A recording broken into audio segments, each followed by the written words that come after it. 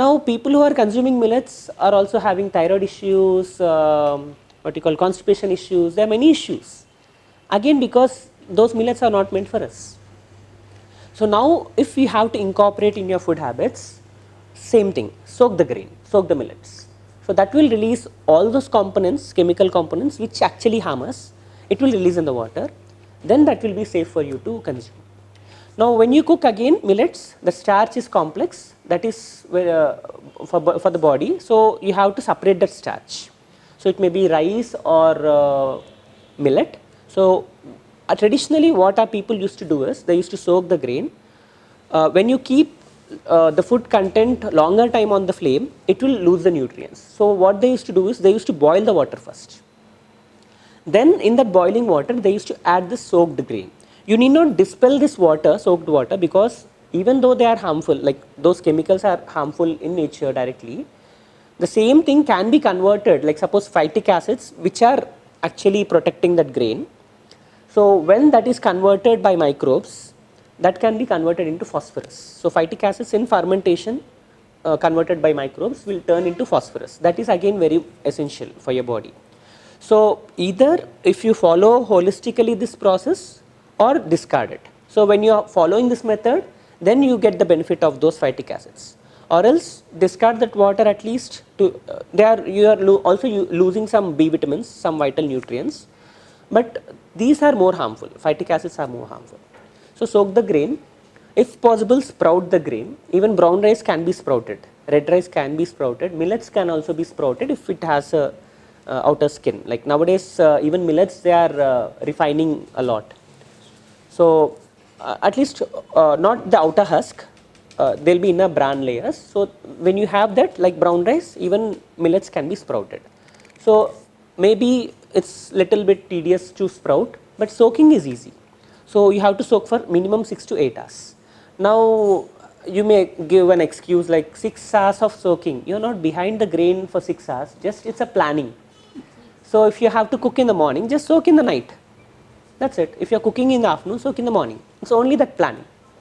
So you're not behind that grain for 6 hours. Okay. Sprouting, yeah, little bit of extra work. You have to separate that water and tie in a cloth, and that will sprout over a period of again 6 to 8 hours. Then that is much better. You have more nutrients. So if not sprouting, soaking, then cook in excess water. Now boil the water, add the soaked grain into that boiling water. So once the water reaches boiling point, you can simmer the stove. You need not put on a high flame. For boiling, you can put on the high flame, but for cooking, when you add the grain, simmer the stove, minimize the flame. So actually, when you cook in pressure cookers, it may take 25 minutes at the max, 20 to 25 minutes. So when you open after 25 minutes, it will not get cooked. You have to wait till the pressure comes down. Then only it gets cooked. So if you compare the gas consumption, like I have excuses like from my mother initially. So when you cook in pressure cooker, it will take only 20 minutes. When you cook in pot, it will take 30 minutes. Actually, you are cooking on slow flame. Only for first 5 to 10 minutes you are putting on high flame. So rest 15 minutes you are cooking on slow flame. Actually, you are reducing the gas. And equally, when you are cooking in pressure cooker also, you have to wait for other 10 minutes. So by the time this is done. So now the point was like I have to cook separately rice, dal and vegetables separately. For that also I have a solution. So what you can do is take a container, mud pot. So select one container in between, like suppose you add the grain. In between you can put one container where it will be above the water level. In that keep the dal. On top you can have a colander which has holes. Palamida jallada bedtanga colander. So on top you can just keep it as a cover, put vegetables for steaming and keep a lid. So all three are cooking at one time. So you're not pressurizing, you're not pressure cooking, but that was a traditional approach. That's how we used to cook, layered cooking. So that's possible. So now once the grain gets cooked, you have to separate that starch. Okay. So that starch can be kept aside and you can consume that grain, it may be rice or millet, along with your vegetable and dal. As usual, we have a regular habit of cooking. So this starch is complex. So many people in between started consuming this starch, but that is complex. So just keep starch aside, allow it to ferment for 8 hours. So how to make it fermented means earlier days the approach was different. So they used to have a pot, kuradu kunda. It's called as kuradu kunda. So they used to apply turmeric and chuna, sunnamu to it so that pathogens will not come into the food. And they used to wash the grain. First wash they used to discard. Second washed grain water they used to keep it aside. Then add this cooked starch along with this rice washed or grain washed water in that pot and leave it for 7 days, 3 to 7 days. So after 3 days, microbes will develop in it and that drink will get sour. So that was called as kali in Telugu. So this pot was called as kali kunda or kuradu kunda. So till now it is a ritual, especially in marriages, they carry this pot. So they are just following it as a ritual mechanically, but they are not implementing that in their regular lifestyle. So till the time that pot was there in everyone's home, everyone were healthy because that was probiotic rich food. So we need life force, as I said. So life we can get from the fresh fruits, those are called as prebiotics. Now since we are cooking, we are denaturing, there is no life in it. So we are adding back life in it by this fermentation method. So that is called as probiotics. So that was a practice. Now to make it faster, like instead of waiting for, like once you get that starter, every day you can just keep that culture aside. So add in that fresh starch, cooked starch. Only thing is temperature should come to room temperature, then add that starch. Okay, then it will get fermented. So regularly it's a rotation, like how you keep curd aside for culturing for the next batch. Like that you keep this culture for your next batch. So regularly you can consume that drink. So to make it faster initially, instead of waiting for 3 days or 7 days, so you have chili crowns, mirapakai todamalu. If it is ripe chili, then it would be nice, or else green chili also fine. So just add these chili crowns in this drink. So this chili crowns has lactobacillus.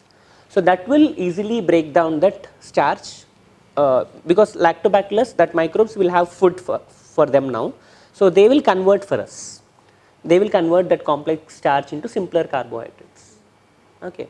So that can be consumed.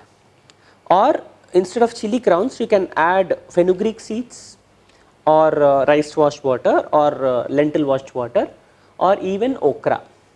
Okra is bendakaya, lady's finger. You can even just cut the tops and add into this drink. It will ferment. Or even you can slice one okra and just put in this pot. It will ferment. You can leave it for 1 day only. Yeah, 1 day.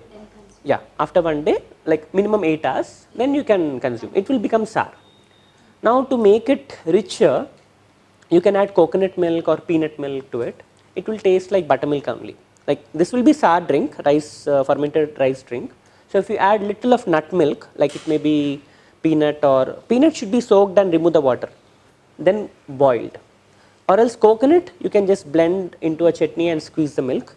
So almond again you have to soak because again all these seeds has those anti-nutrients, so they have to be soaked.